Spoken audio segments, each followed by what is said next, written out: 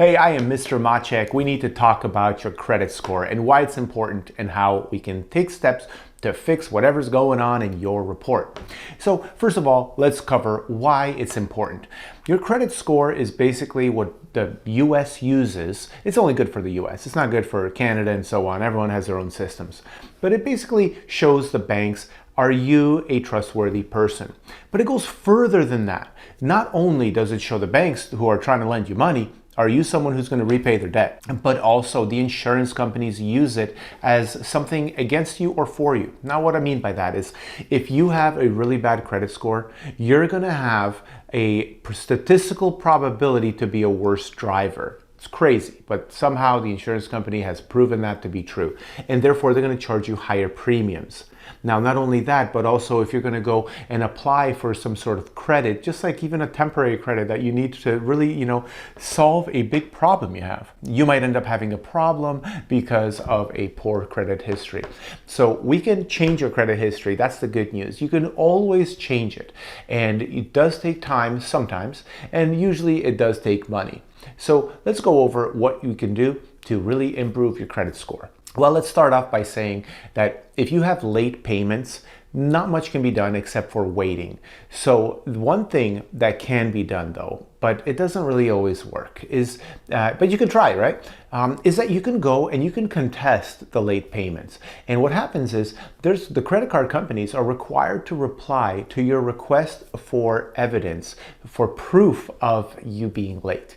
And if they don't reply within 30 days, that will automatically get taken off by the credit bureaus. And you do have to contest it with all three credit bureaus, but what does it hurt, right? There are companies out there that for a fee, they're going to contest everything on your credit report, even if you know it's perfectly correct, right? If you improve your credit score, you're going to be able to save on car insurance and maybe even save on some credit cards or some introductory offers given by credit cards. Not to mention, you might actually qualify to buy a house, which, does create quite a bit of wealth in the United States. Now, here's the next thing that you can do, and this is one that a lot of Americans, literally over 50% of Americans, have a problem with, and that is what they call the revolving account balance. So a revolving account is an account that you can borrow from and you can pay back and borrow from and pay back.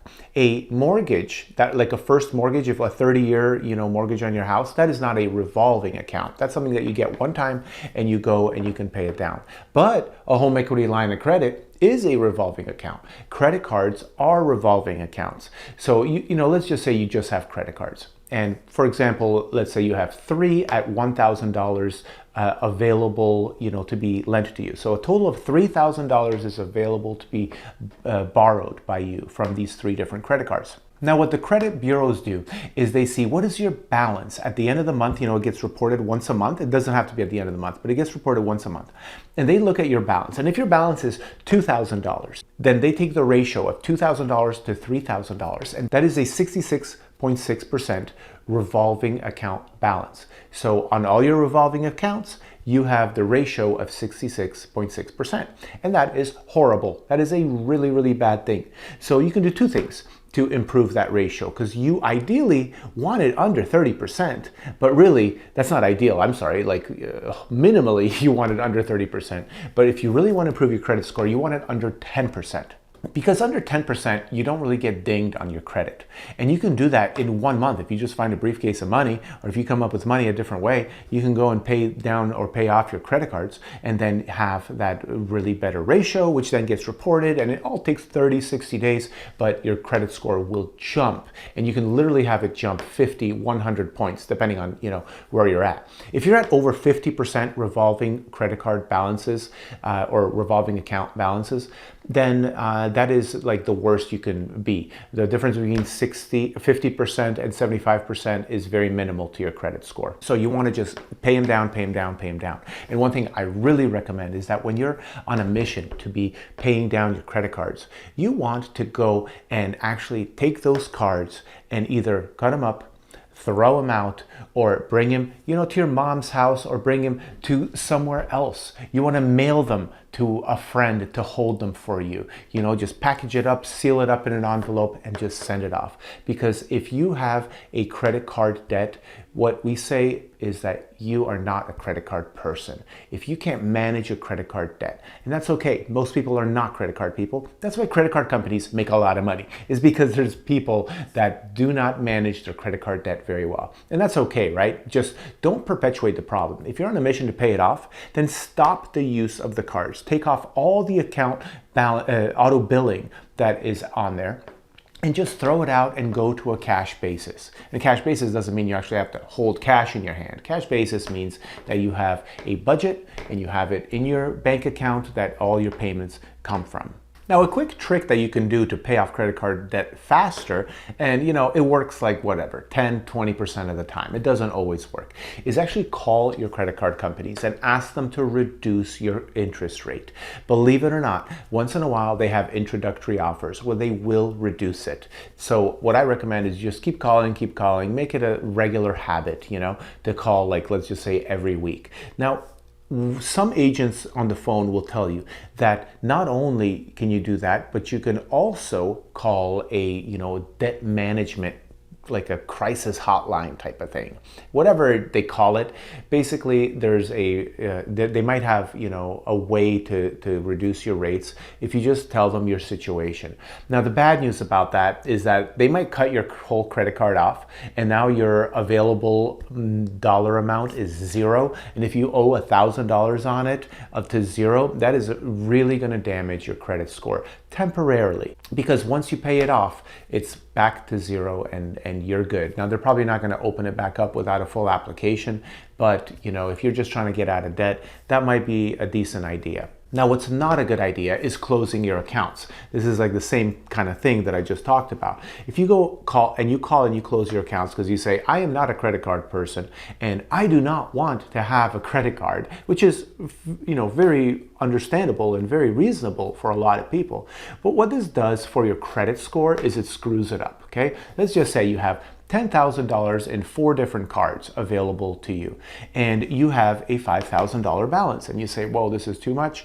I don't need access to my credit cards. I just need to shut them off. And you call and you shut them all off. Now, your ratio of your available balance to your debt is infinite, because you have $5,000 owed and you have zero balance.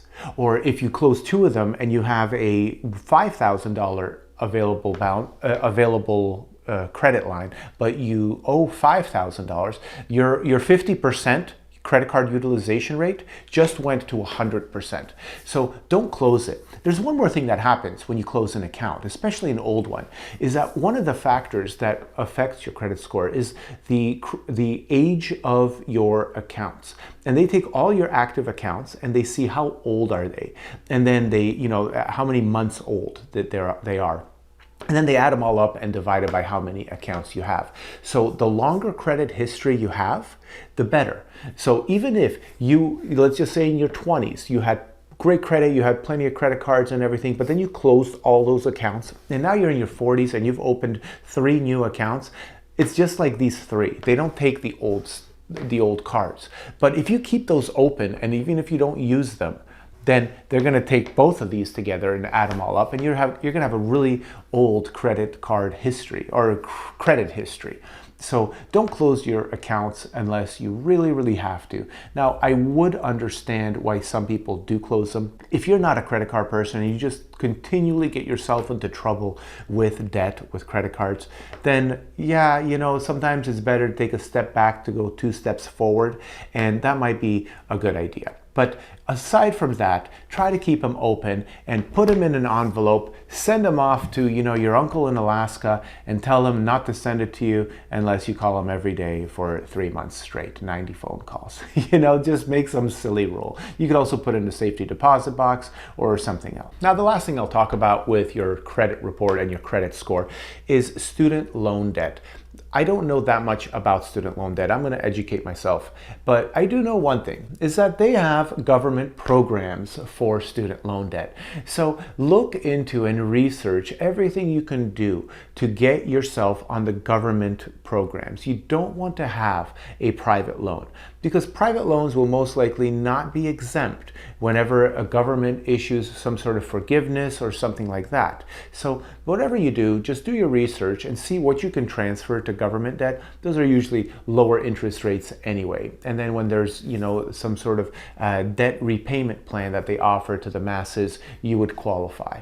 So that's one last thing I'll say about it, because it does show up on your credit report and it does affect your debt to income ratio when you go and buy a house. Figure out what you got going on and how you can get this under control. Hey, by the way, if you really want to improve your whole financial situation, for 100 people, I am offering a accountability program where we're going to sit down and we're going to go over all of your debts and all of your income, and we're going to make a plan for you. Now, I'm not a financial advisor, but I do know I'm a data-driven person, I'm a spreadsheet type of person, and I can help you be accountable to yourself, to whatever you commit to doing.